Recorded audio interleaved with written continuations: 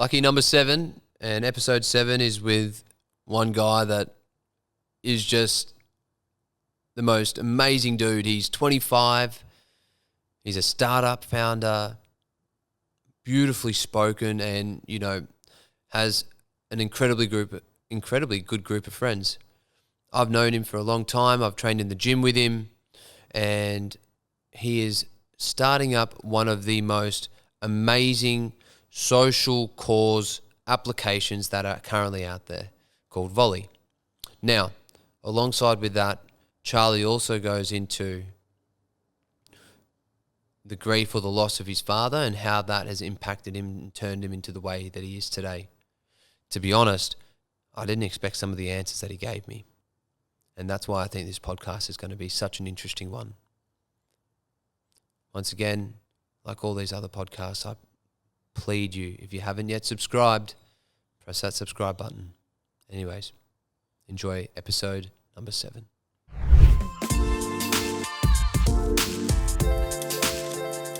How do you feel after doing something like that? That's eased me in for sure. Mate, thank you. It's a good one.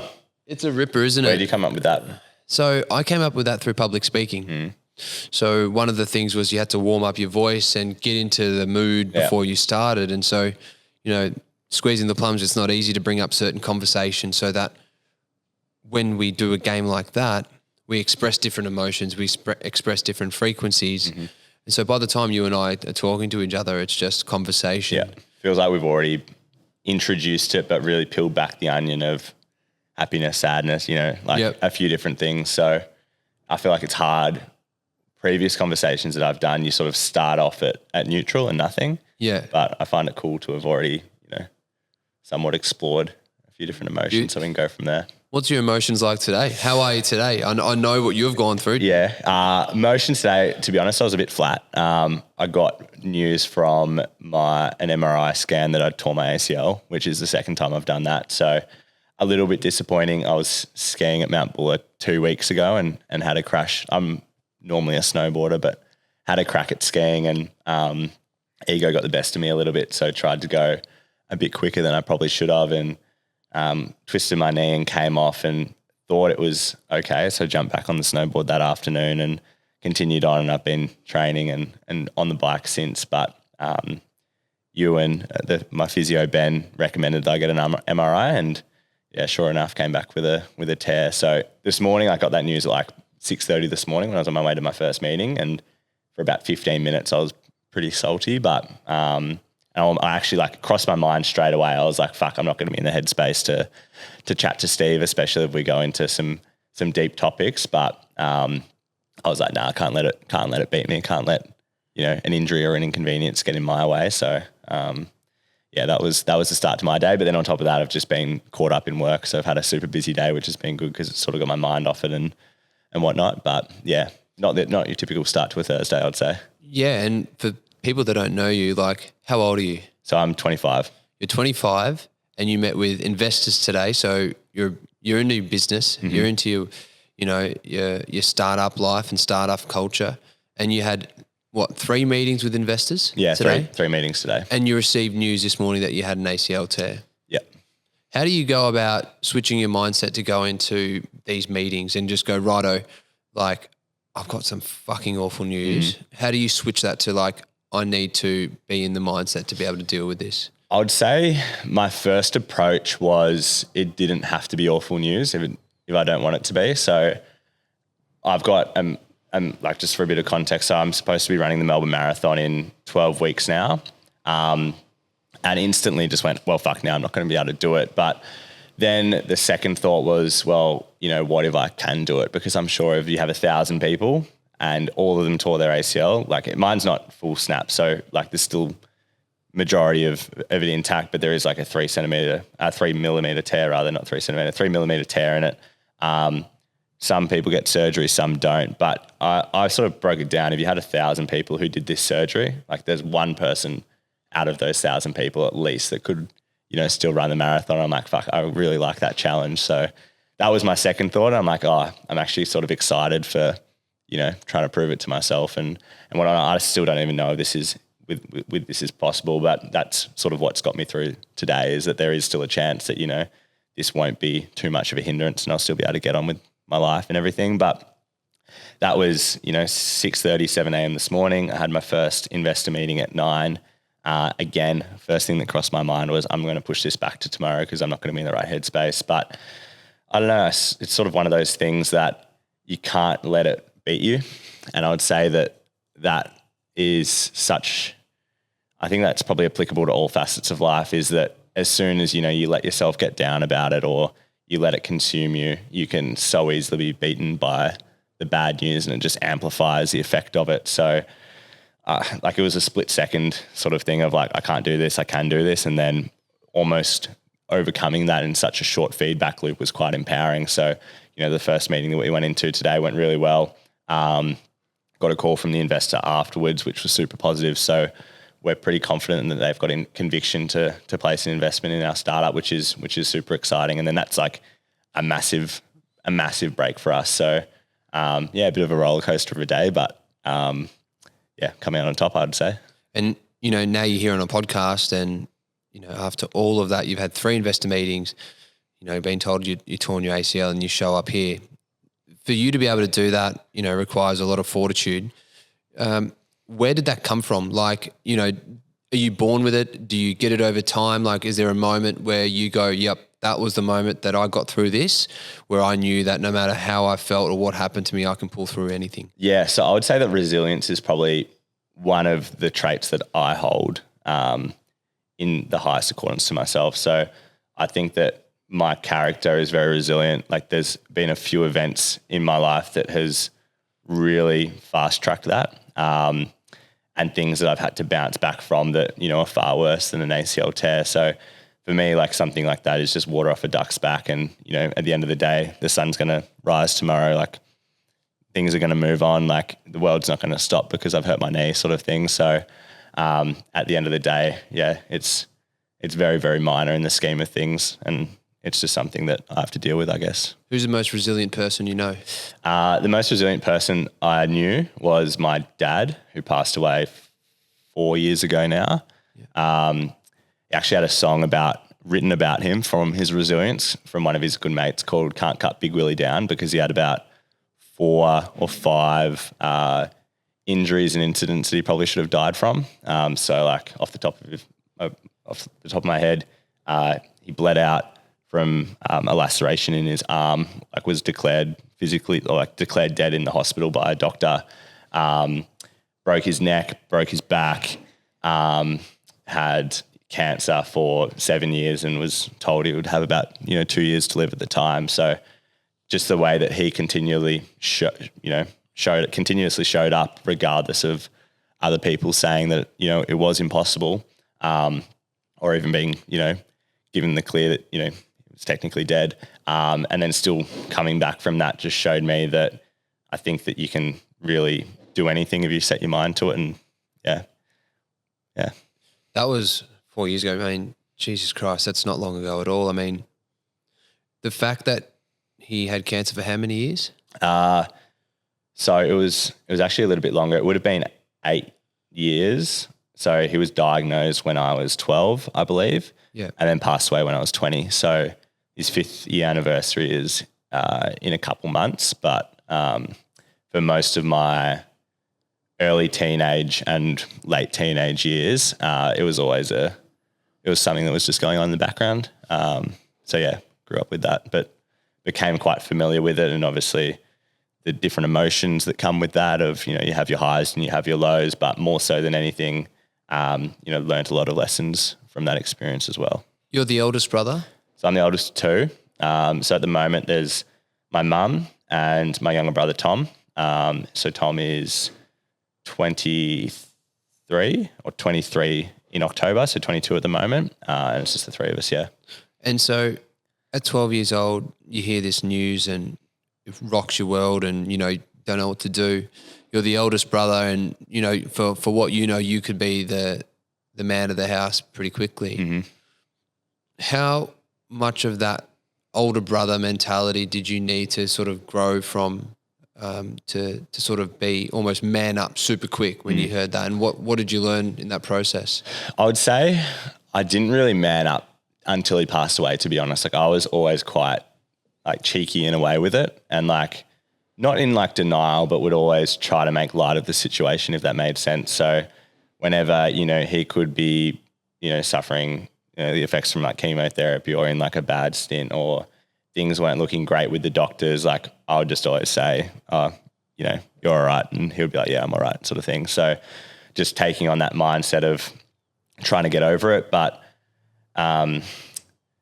as well as that, like always trying to make light of potentially the hard situations as well. So, we would be in the hospital together and he wouldn't be doing great and he might be sleeping from drugs just completely knocking him out or whatnot, and he would wake up and I would put 20 different of those pee cups that they give you and like had them stacked up all over him, which most people in that situation, would find it quite distressing. But I thought, like, it's a shit situation. It's going to be shit regardless. Like I may as well, try to put a smile on someone's face at the very least of it. So to be honest, like I never really took on that man of the house or like that responsibility until he sort of passed away. And even since then, like I would still say that I think I'm quite like young at heart. Like I'm quite, like cheeky and don't take myself too seriously. But we were having conversations when I was probably 14 or 15, like driving to school, and he would be saying like, mate, like I'm, again, like referring to obviously the injuries he had in the past. He's like, mate, I've had a lot, like they were nothing compared to this. Like I'm fucked. Like this thing's going to get me. Like you'll have to be the man of the house soon. So they're all things that, I was aware of and was on the radar that at some point I would have to step up to the plate, if you would, but I never tried to let it consume me, I'd say, was the main thing. So from that moment onwards, obviously you got a brother and you got a mother and, you've kept light at heart, throughout that. Did you find that it took a while for you to get that lightedness back from you? Like after that, like were you still light, or did you find that, it came back without you trying? No, it was always there, I'd say. I never let it try to change me too much. And throughout the whole process, I was very fortunate, like with the friendship groups that I had, that I never really lost that and could rely on them to potentially, lift me up and whatnot. So obviously, an event like that, regardless of how old you are, completely breaks your heart and, flips your world upside down. But I think that that's probably amplified that, you are in quite a pivotal point in your life of, I was in second year uni at the time. I was living in residency at Queen's and had like a heap of, mates around me, but I was in quite formative years still. But was also quite fortunate that I had like such a good core group of mates around me that made me realize that it's like, whilst it is devastating, like we will get over it. There'll be, light at the end of the tunnel and whatnot. So yeah, I would say that I'm quite fortunate in the situation that I was in, that had that good support group around me that I could rely on, and made me realize that, again, the sun's going to come up tomorrow. Support groups are like super important, and there's obviously, you hear all over social media, there's a loneliness epidemic. There's people out there that don't have anyone to turn to, and it shows how important it is that everyone's going to go through moments which are crazy tough. When you lent on your friends, did you ever feel like you were leaning on them too much? Did you ever get that type of feeling, or did you have such a great friendship with all these friends that you could literally go up to them and say whatever you want? Because I know some of your mates and they're just the most amazing dudes. Was it as easy as that? Or like, because I know for some people they struggle to really go and approach their friends before. But I definitely experienced both. So there was times when I knew I could go to them regardless, particularly in the earlier stages. But there was also times when, I was wanting just to be alone. And whilst that's, at certain points, the only thing that I ever wanted, like they were really good in saying, you can be by yourself, but I'm here too. So I remember one instance in particular was, it was probably about 3:30 or 4 a.m. Probably 2 months after he passed away, and we'd been at the races, like the Oaks Day or Stakes Day or something like that. And I was in my room and I was, sort of in hysterics. And I was like, fuck, I need to just go for a walk. So I picked up a footy and was walking down the corridor and was just going to do a lap of Princess Park and just sort of sit with my thoughts a little bit. And by complete coincidence, I was walking down the stairs as one of my good mates, Jesse Livermore, was going to the bathroom, and he's like, what are you doing? Saw that I was fully dressed in, trackies and runners and whatnot, and was on my way out the door, and I said, I'm just going for a walk. And he's like, okay, I'm coming with you, sort of thing. And that, whilst it was such like a small, like, well, it actually wasn't a small thing. Like, he was getting out of bed and, doing a 4K walk with me at, whatever time in the morning, like, is actually like a massive deal. But like, even just like things like that of people just being there for me and like having that like unconditional support. So from that was like a real tipping point, sort of, if you would have, for me, knowing that I didn't have to do that stuff alone, and like I could quite literally ask, for anything. And then similarly to that, like I've had a few of like my best mates like go through the exact same thing to me, like, 2 years after, 3 years after. So, the same thing for that, like from the experiences I learned of just imposing, like, I'm here for you, I can do whatever. No ask is too big. But yeah, the start was definitely conscious or worried that I may be, asking too much. But yeah, it's such a massive thing for a lot of guys, is they don't want to bring down their mates and burden them with thoughts, and no matter whether it's a passing or something small, right? It's like there's that thought that always enters your mind. On the flip side, you've been able to lean on people. I know for a fact how open-minded you are and how much of an open heart you have, being a friend with you now for a while. How is it that people now approach you knowing your story? And do many people know your story? Oh, yeah, definitely most would. I'm a complete open book about it. I would say that mum and dad in particular had an amazing network of friends, some of which my good mates now are tributaries of that with their kids as well. So it was quite well known. Like, I think he had about 700 people attend his funeral. So there wasn't any hiding it. And similarly today, like, I won't enter a conversation, or I won't try to make it known, because I don't think it's like, whilst it has very much contributed to my character today, I don't let it define me in the way that, death of a loved one sometimes can. But I'm, very, very open in that, like, I've got a ring that's got his ashes melted into it that I wear with me every day. Yeah. How's that helped you with business? You're 25 years of age. You've developed amazing resilience. You've obviously had to develop the communication skills to be both vulnerable and open with your peers, as, not just as a result of what's happened, but I'm sure for many other events. How's that helped you in business? Because I think quite often, us blokes, we talk about how it helps our peace of mind and everything like that. But a lot of blokes in general are orientated around work and money and providing.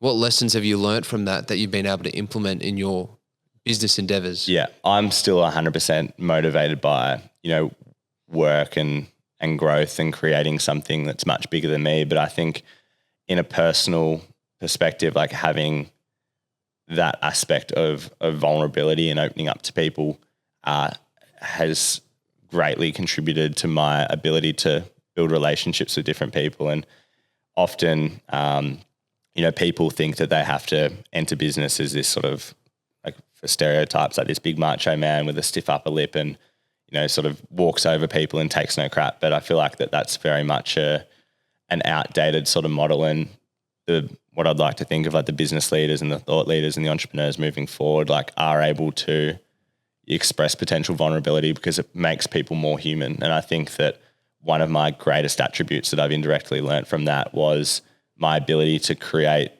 quite deep, meaningful connections with people, like the one that you and I have, but being able to do that quite quickly, I would say. Not losing the authenticity, but, having a 1 or 2 hour call and really going deeper than just scratching the surface of what you could normally have with a relationship like that, or just an interaction like that rather. And I would say that that's 100% stemmed from, that sort of traumatic experience, which is, a life skill I hold in very high accord. Who's the guy that does the ice water therapy? What's his name? Wim Hof. Wim Hof. Yeah. I remember sitting with Ella, who's the breath boss on Instagram, and I'm in the sauna with her after a training day, and she gets a text from you, and she starts to well up, and it's like, Ella, I think you're amazing.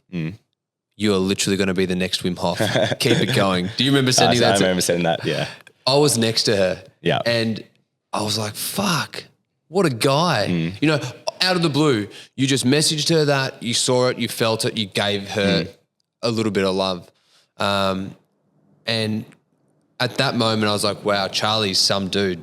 That shows a lot. And I don't really know too many guys that just message their friends and say things like that. And, entering into business, having a little business of my own, it's hard. Sometimes you think you need to be brave or strong, and sometimes just being open's enough to get the next step underway. I guess the business that you're moving into now, really ties in with being vulnerable and open and giving back and giving to community. And I think it's awesome. And I really wanted to speak about it on this podcast because I think there's going to be a lot of people that listen and go, well, this is Charlie. What business is he into? What are you into and what are you doing moving forward? I'm super keen to unpack that a little bit. If I can just jump back to the point you raised with Ella. I've got a massive belief that whenever there's appreciation for something, like whether it's like one of your dear friends like Ella is to both of us, or, the random barista that made you a coffee, like if I like what they're doing, I'm going to voice that, because such a small interaction of that, of like and I remember it was recently that I, again, like got a coffee with a mate and I was like, sorry, I just need to go back and tell them that this is the best coffee I've had all week. Like just a little thing like that. And then I ran back, said it to them. I was like, thank you so much for this coffee. Best coffee I've had in a while.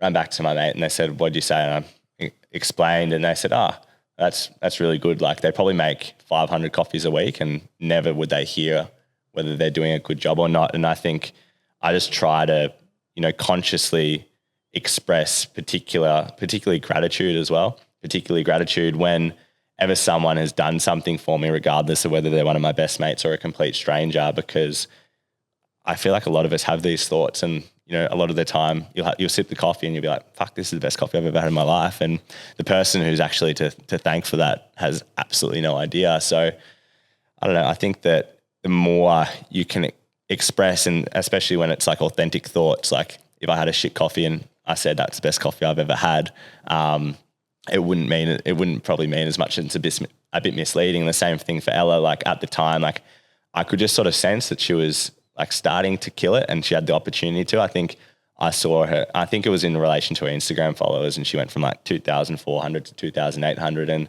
she started posting a little bit more. And I just wanted to say, yeah, I'm proud of you. Like I reckon that there's a massive thing here, and particularly for the space of breathwork, which even since then has really risen in its popularity as it moves from something that was, sort of woo-woo and gen pop to woo-woo and quite hippie to really being more gen pop,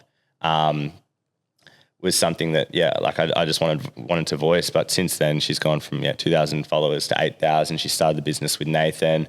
They're absolutely killing it. So I think the more times that people can show really authentic gratitude, it's just gonna make the world a better place. But yeah, sorry, I cut you off. No.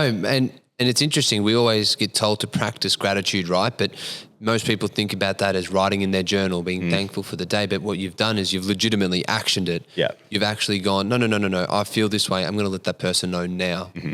And I think that's something that not a lot of people do. And if people did it, not only will they make that person's life better, but how do you feel? I mean, I'd feel amazing if you give that love to someone else. It's like, yeah. And it's so easy. Like a lot of the time it's, it's there, it's at the tip of your tongue. It's at the top of your thought whenever you see something that you just genuinely appreciate and you're grateful for. But for whatever reason, people lack the ability to communicate that. So as I said before, like I'm a complete open book. I'm quite transparent with everything. Like if I really like something, I'll let the person know. If I don't, I probably may not let them know. I may that there's not a problem, but there's a reason for it. So they maybe could improve in my eyes. Not saying that whatever I think is gospel and is always right, but if appropriate, like I'll share my thoughts. But yeah, that's all.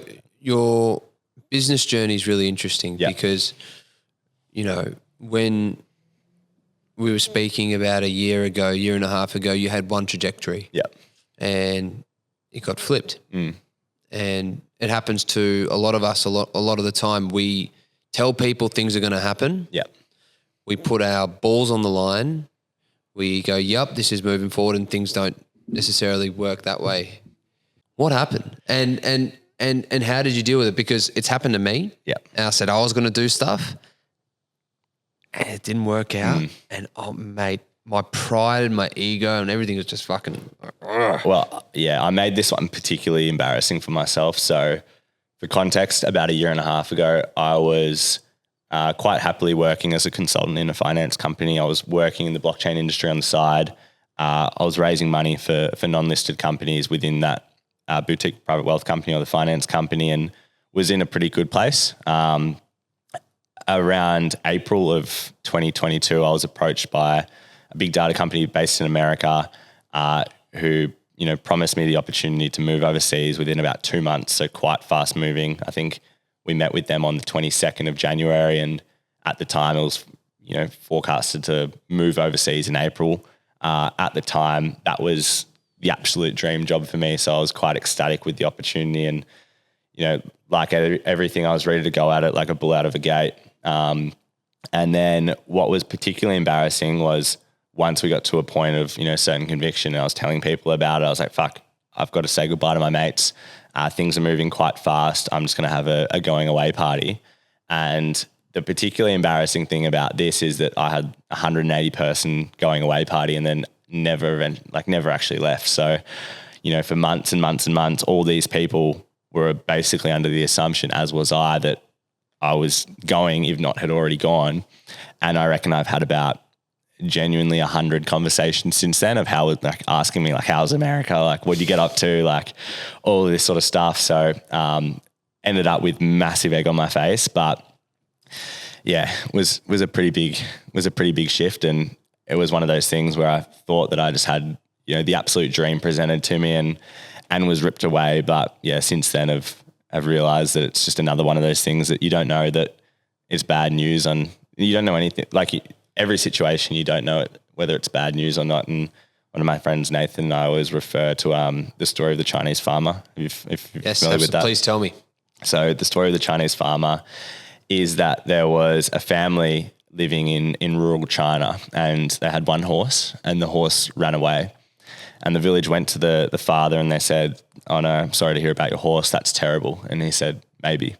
Then the next day, the horse led back 7 other horses back to their stable, and everyone came over to celebrate. And they said, that's amazing. And he said, maybe. Then the next day, the son was trying to ride one of the wild horses and fell off and broke his leg, similar to my ACL. And everyone said, that's terrible news. And he said, maybe. And then the next day, the conscription officer for the army was coming through town and they overlooked his son because he had a broken leg.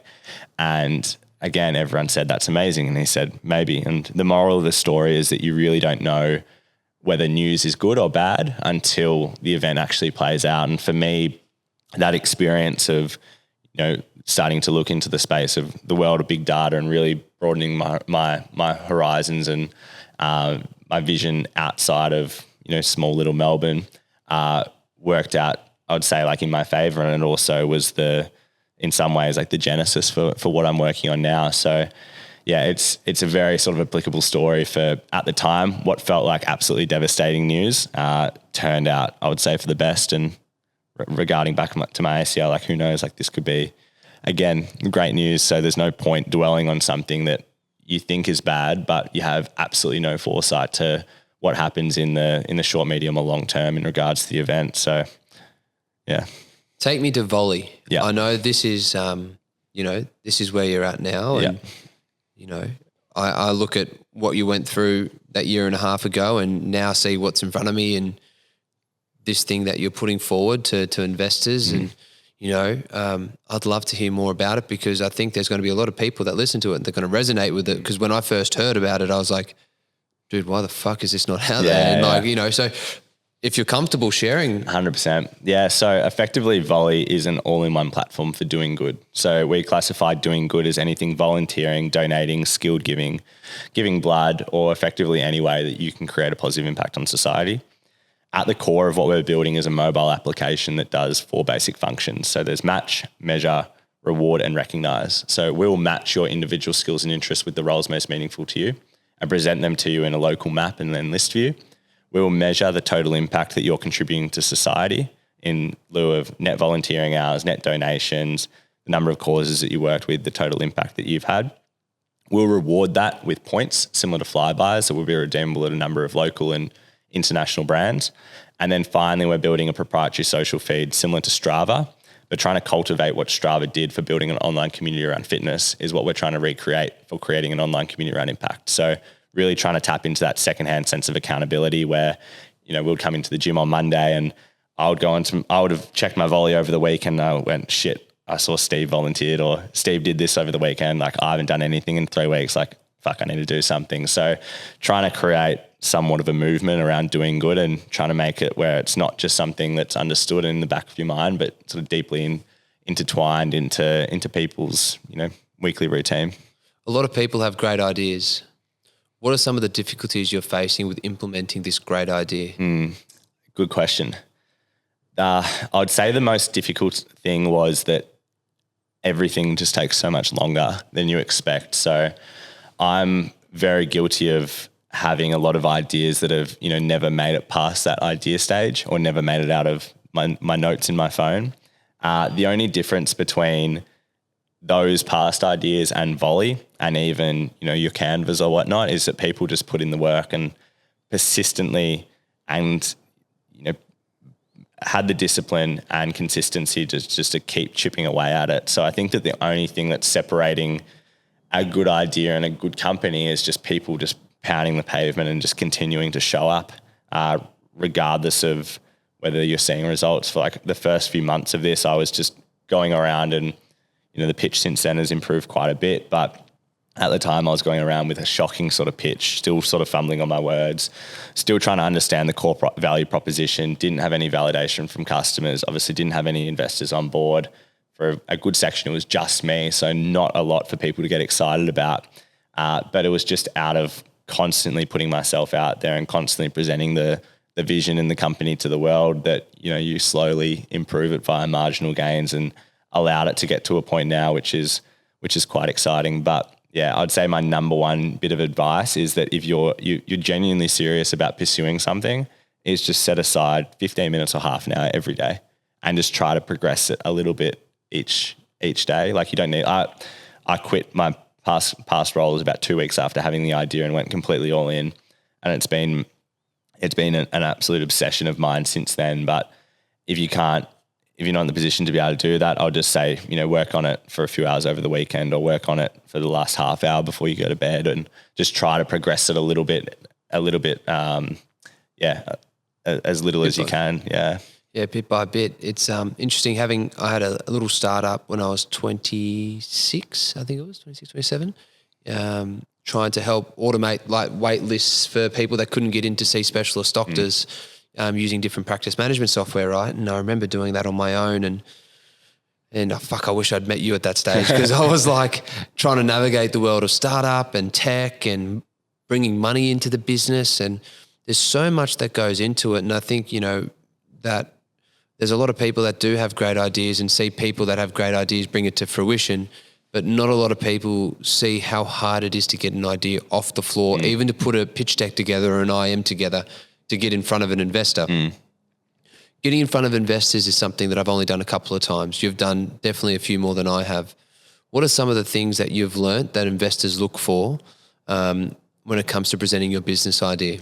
Yeah, so there's a number of different investors and all of them have very different standards and different things that they look for. So for today, I had a meeting with 2 high net worths and 1 VC, so quite at the opposite end, somewhat at the opposite end of the spectrum.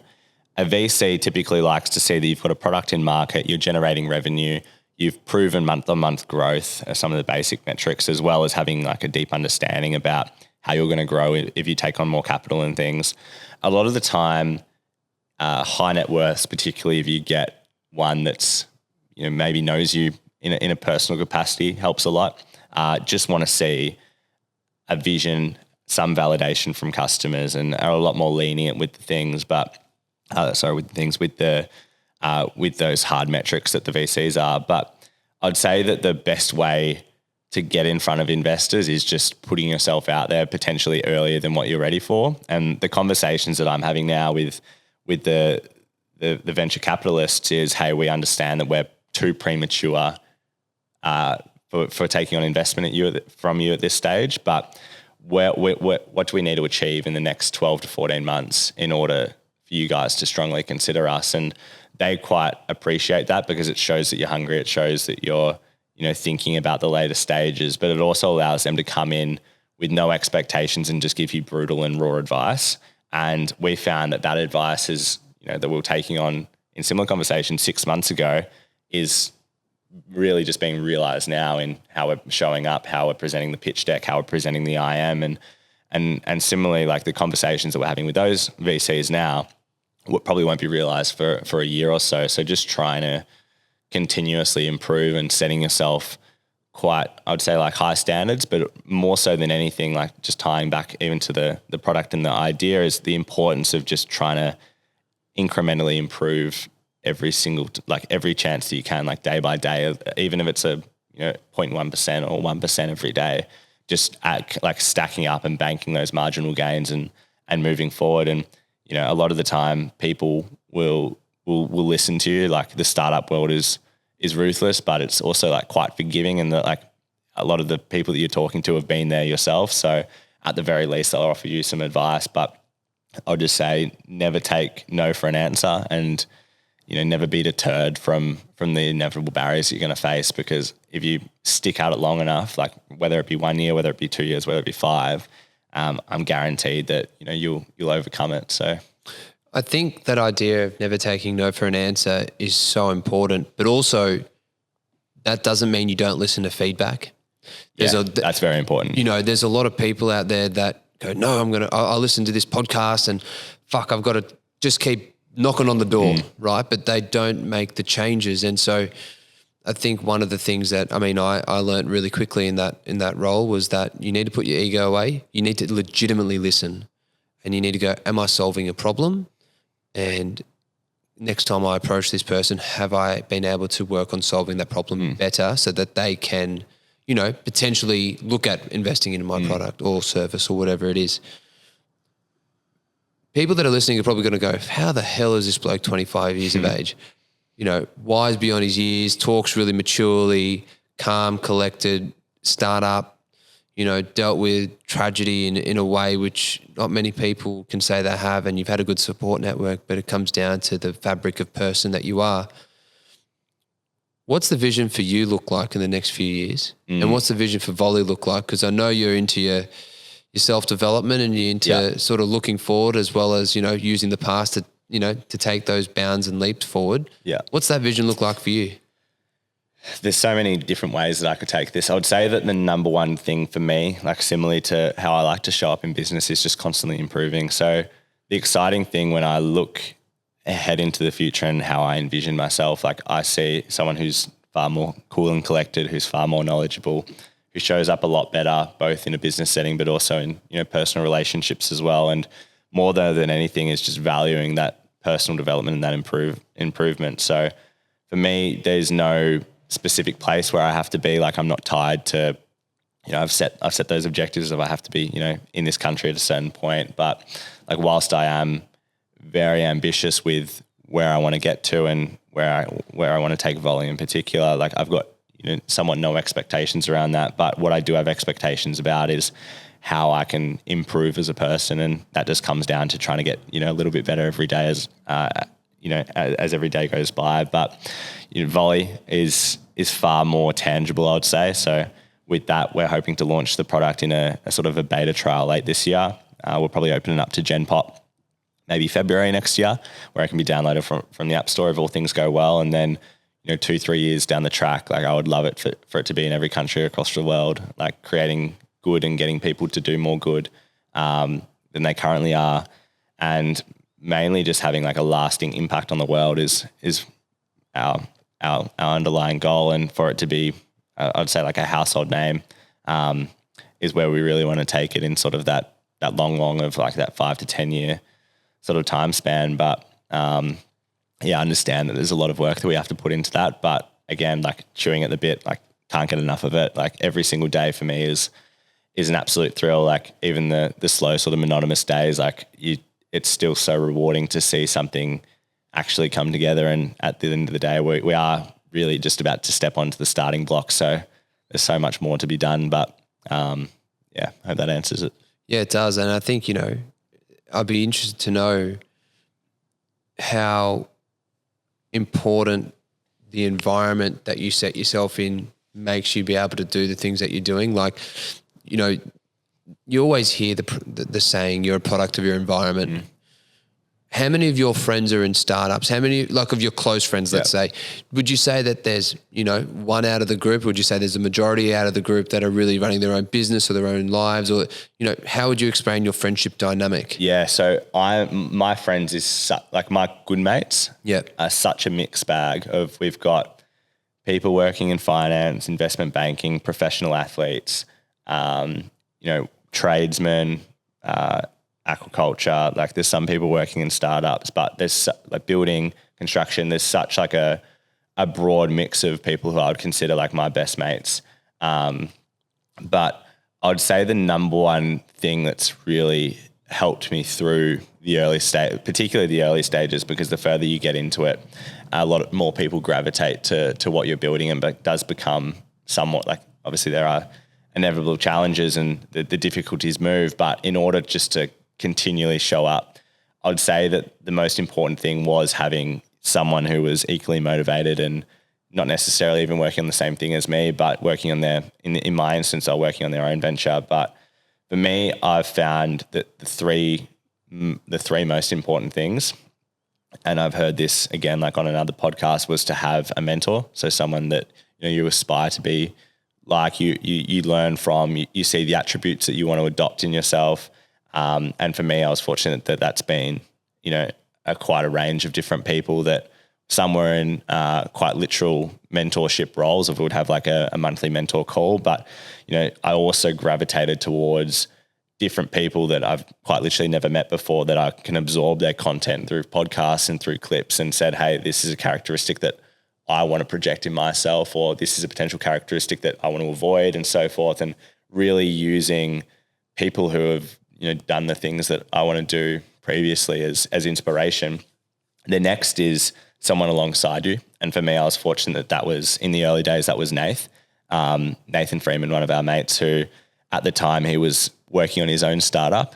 And when we literally when Volley was literally nothing more than a Word doc with 5 pages and some very crudely mocked up wireframes, we were just going after it, and we just had this relentless ambition and just clear vision that, hey, this is going to be fucking massive. Like, this is it. Like, we'll go into the office every Saturday, every Sunday, like nonstop, like talking about it, and just having that person alongside you who is also grinding. And at the time he was helping me with Volley a bit, but largely working on his own business, and just holding each other accountable was absolute key.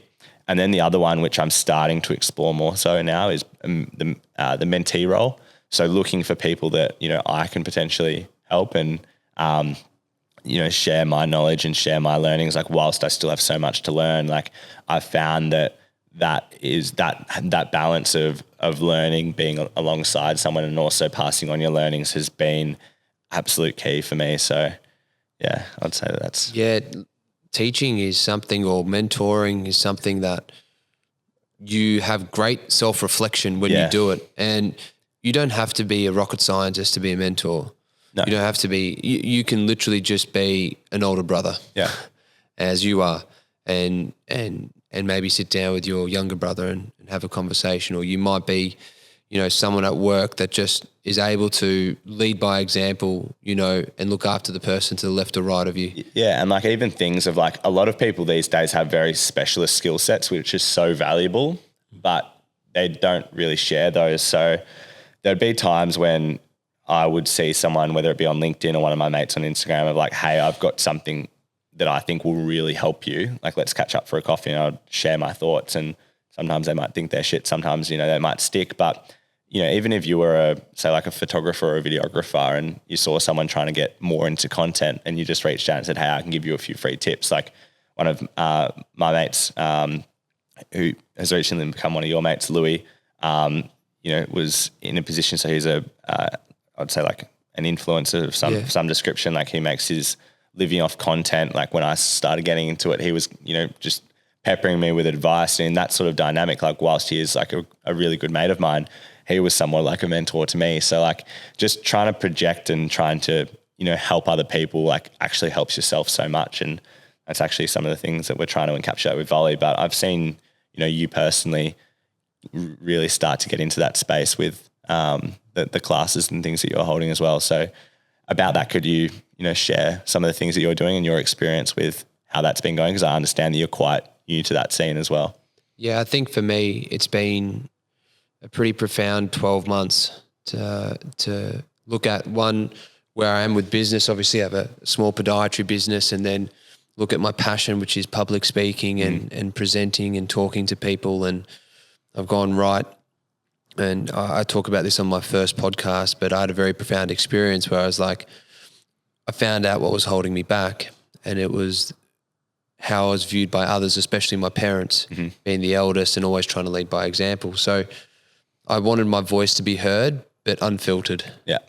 And it's still hard. It's still so fucking hard. Like even podcasting with you now and podcasting, you know, throughout the last few weeks, it's just making sure that I'm just authentically me without the worry that I'm going to be perceived one way or the other by something else or someone else.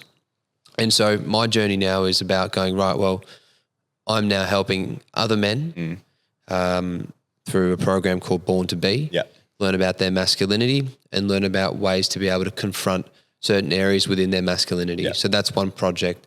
The other one is public speaking, and I have my first ever proper public speech coming up this month, and that is on what's holding you back. What's that? Can you explain that one to me?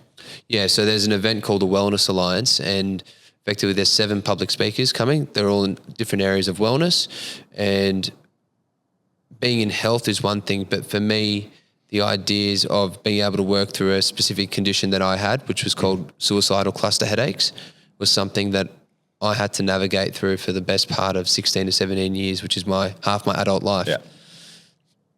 And experiencing that level of pain regularly for, 16, 17 years and, not really speaking up about it was something that I learned to then go, right, I can harness this and put this to good use. And once I got control of my own situation in a way, I felt like it was going to be good to be able to share that with others because I guess people don't necessarily, when they're listening to your story, they're kind of envisaging themselves in that story and they kind of envisage what they've done in their own life through that story. So you don't need to be anything unauthentic or give heaps of advice or information. You can just tell you exactly what's happened with you and what you've done and people can go, fuck, this kind of resonates me with this, that and the other. Yeah, 100%. And like not even having experienced that in the same way, like at the end of the day, regardless of the contributor, like we all feel sadness, we all feel grief, we all feel trauma.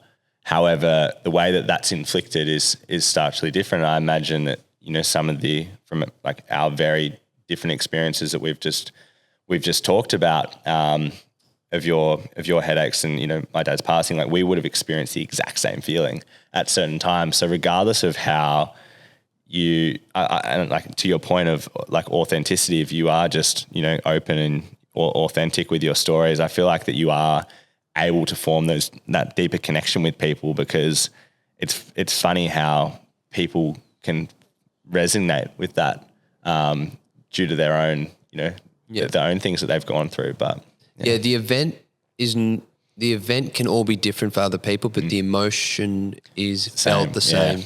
And that's when people are like, you don't understand what I've been through, and you're like, I do. That's a realization that I've had, I reckon, literally the last month, is that like my sadness is no different to other people's sadness. And, some of the stuff that I've opened up with, like, has been opened up to me with, the meditation classes and things like that, is that we are all so similar in that, we all feel the same feelings, like we all have the same experiences and things like that. So, just wanted to.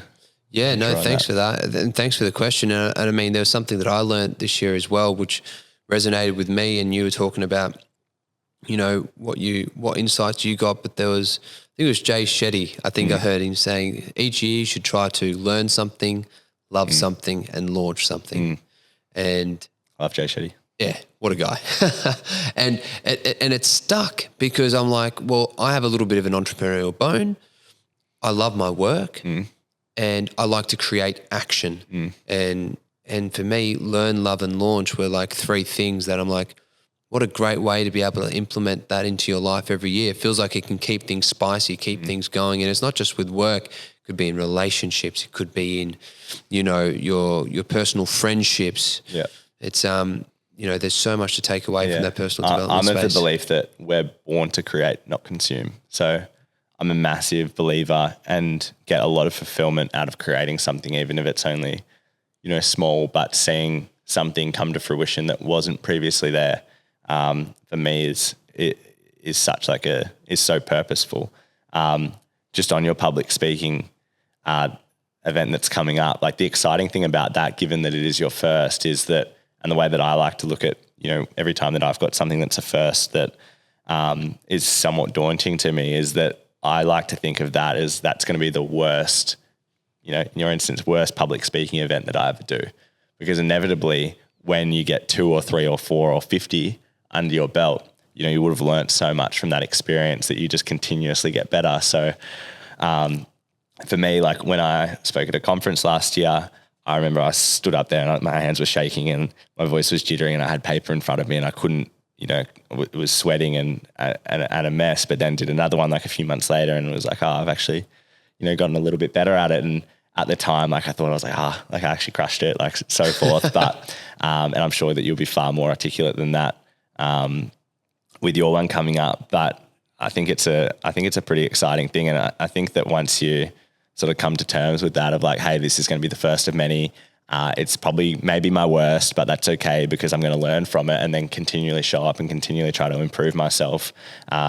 Really makes it so, it makes it quite exciting, I think. Yeah, well, it's a line sense that I've done like emceeing for a wedding before, or I've done like a public speech, but this is the first time that people are paying to see me.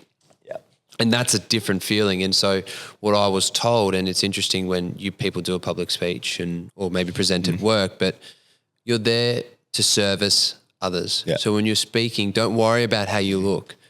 Worry about how they're feeling and what you can give. And when you make it less about you, and, that applies to if you're on a first date, if we're on a first date together, I think Robert Greene has a book, what is it? 48 Laws of Power. Laws of Power. And he talks about seduction and he talks about not being so worried about who you are and how you are in that moment, but worrying about more so around that other person and being so intrinsically involved with them. That there is very seductive and that there also makes you very influential. And that I think is something that I've learned along the way with public speaking is that when you're out there and you're standing up, whether it's in front of your household or whether you're in front of a paying audience, is you've just got to make sure that you're doing it for them. And similar to the app, you're in service of something. You said, and I want to finish on this point, but you talked about creation versus consumption. Is that right? Yeah. You're moving into a social platform. Yeah. Where you're creating and people are consuming. But by the sounds of it, it seems like people are going to be able to create communities and things from that as well. Yeah.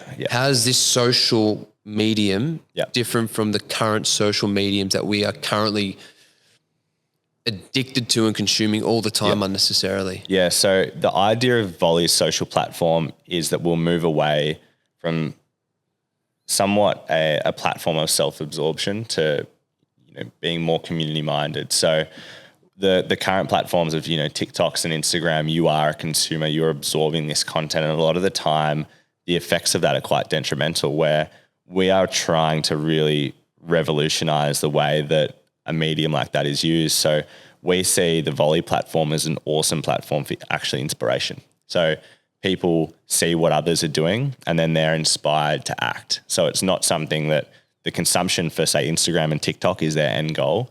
For us, we really see as the consumption, if you want to call it, as the start. And then that's the start of something that comes after that. And so the goal of it would be for, Steve to go down and do a charity fundraising run.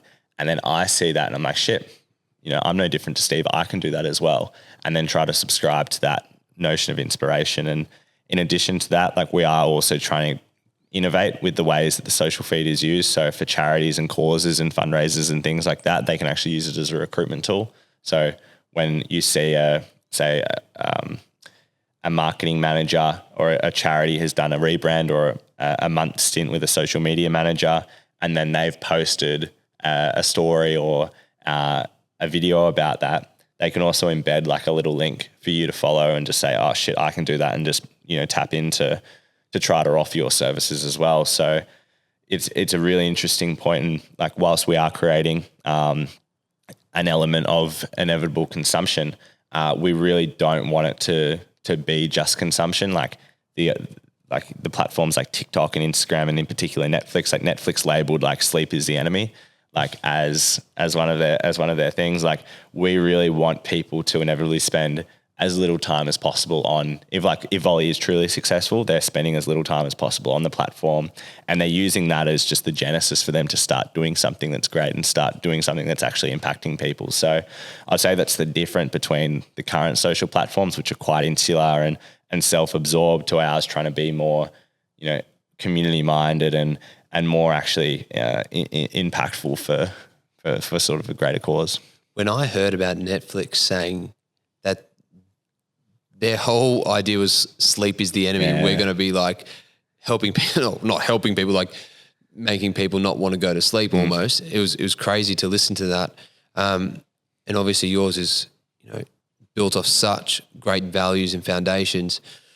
If you're a business person or you're someone listening to this and you go, shit, I've got so much out of listening to Charlie speak, I would love to know more about Volley. I want to know how I can follow its journey. Mm-hmm.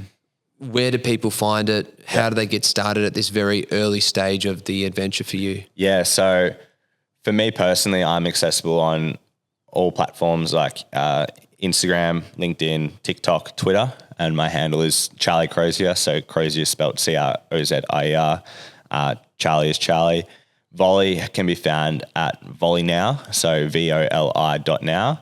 And whilst we are in the development phase, we are running a pilot program with a few carefully hand-selected companies in October of this year. And then we're also taking down expressions of interest or people signing up their details to be a part of, the first sort of gen population launch. So if people are quite passionate about what we're doing, please follow us on Instagram, follow the link to our website, which is volley.global, and then, fill in your details there. But always open to conversations, regardless of whether that's, a personal connection or a business opportunity.